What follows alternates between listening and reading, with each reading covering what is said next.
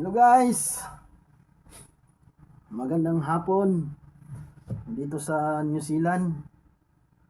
Magandang umaga dyan sa Pilipinas. So ngayon guys, yung yung duty natin mula nung Biyernes, Sabado, Linggo, lang guys, standby tayo. So maghihintay tayo kung may ibibigay sila na duty or wala.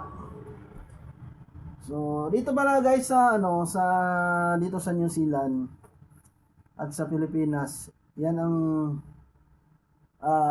isa sa pinakamalaking kaibahan sa pagiging bus driver. So sa Pilipinas guys, pag wala kang biyahe, wala kang sahod. Dito sa New Zealand, pag ang schedule mo ay standby ka lang sa opisina, may sahod ka. So ako guys, kanina pa ako alas 10 na umaga standby hanggang 6:30 ng hapon. So standby yung schedule natin. So kanina nag-standby ako sa opisina. So ngayon sinabihan tayo ng dispatcher, pinadala sa atin tong bus guys dito sa may layover. So standby lang ako dito. So mag-aabang lang ako kung may extrang duty na kailangan kong i-cover.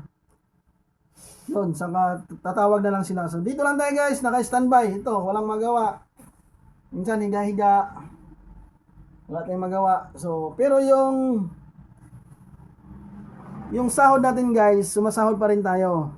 Kung ilang oras yung naka-schedule sa'yo sa schedule mo, bayad yun. Halimbawa 8 oras, 9 oras, 10, 12, 13, kung ilan yung schedule sa'yo sa araw na to na standby ka, bayad yun. Kahit wala kang biyahe, standby ka lang. So dito hindi na tinitingnan guys kung may ginagawa ka o wala. Dito lang sa Pilipinas, na kapag wala kang ginagawa, wala kang biyahe, wala kang sahod.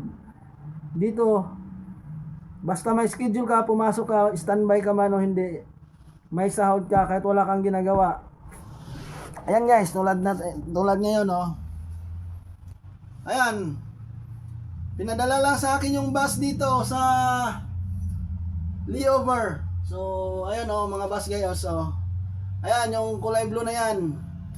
Kasi yung nila, yung sa unahan ng konti niyan, yan yung bus stop, diyan mag-uumpisa yung start yung pag may biyahe ka. So ayan, standby tayo, walang magawa. So kanina inaantok na ako, nakakaidlip-idlip ako. Hihintay lang tayo ng tawa guys. So malapit na rin tayong uwi, 6:30. Pagdating ng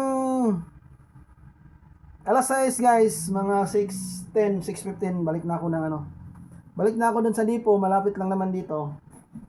So dito hindi nila tinitingnan guys kung may biyahe ka o wala, basta may schedule ka, bayad ka kahit wala kang ginagawa. So yan ang kaibahan sa driver ng bus sa Pilipinas at saka dito sa New Zealand. Maraming salamat.